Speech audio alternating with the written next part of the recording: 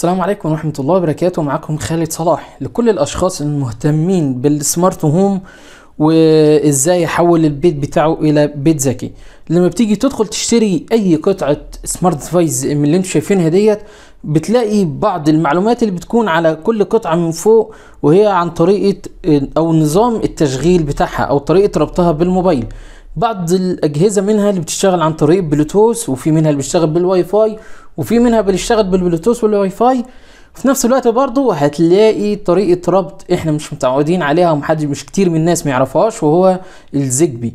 الزيجبي ديت هي عبارة عن بروتوكول اتصال لاسلكي زيه زي الواي فاي وزيه زي البلوتوث، لكن في بعض المميزات، وده اللي احنا هنشرحه في الفيديو بتاعنا النهاردة. تابعوا معانا الفيديو للآخر. اهلا بكم مرة تانية. زي ما احنا قلنا، دي بعض المنتجات اللي عندي اللي تقدر تستخدمها عندك في البيت، وهي منتجات ذكية او سمارت ديفايس.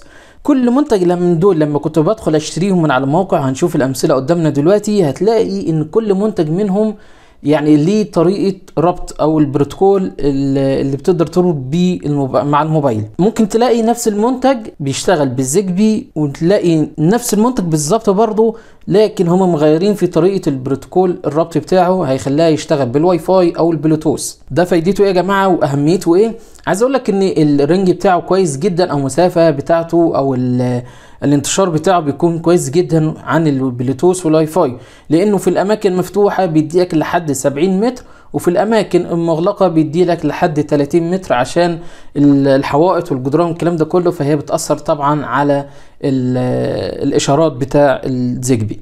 هو يفرق ايه طيب عن البلوتوث وعن الواي فاي لما بنيجي نستخدمه مع الموبايل؟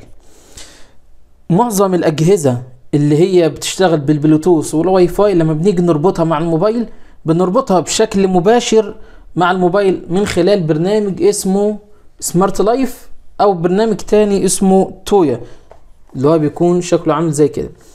من اهم النقاط المهمة اللي لازم تكون عارفها لما تشتري اي منتج يكون بيدعم زيجبي ويفز، ان انت مش هينفع تربطه مع الموبايل بشكل مباشر. ده سنسور الخاص بمستشعر الحركة، وعندنا القطعة دي الخاصة بدرجة الحرارة والرطوبة بتعرفها لك على الموبايل.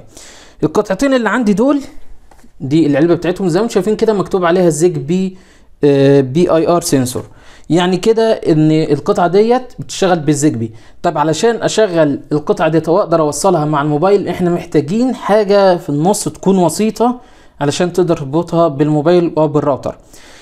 في الحالة ديت لازم نجيب حاجة اسمها هب. الهب ده بيكون شكله عامل زي كده زي ما انتم شايفين، بيجي بالشكلين دول.